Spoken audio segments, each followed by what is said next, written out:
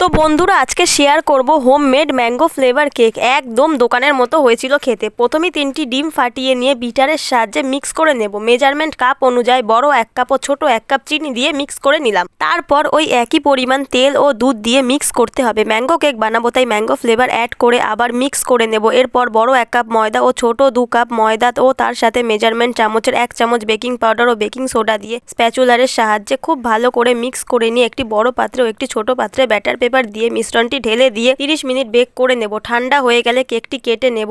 আমার বড় কেকটি 4টি লেয়ারে কেটেছিলাম। এরপর কেকের লেয়ারের ওপর চিনির জল দিলাম। তারপর ক্রিম ও ম্যাঙ্গো ফ্লেভার দিয়ে ডেকোরেশন শুরু করলাম। প্রতিটি লেয়ার ও ছোট কেকটি একইভাবে রেডি করলাম। এবার বড় কেকের ওপরে ছোট কেকটি দিয়ে নিজের ইচ্ছা মতো কেক জেল, গোলাপ ফুল, মণিমুক্ত দিয়ে সাজালাম। এটা কিন্তু খাওয়ার মণিমুক্ত। এবার তোমরাই বলো কেমন হয়েছে। ভিডিওটি ভালো লাগলে একটি লাইক কমেন্ট করে যাবেন। সবাই ভালো থাকবেন, সুস্থ থাকবেন।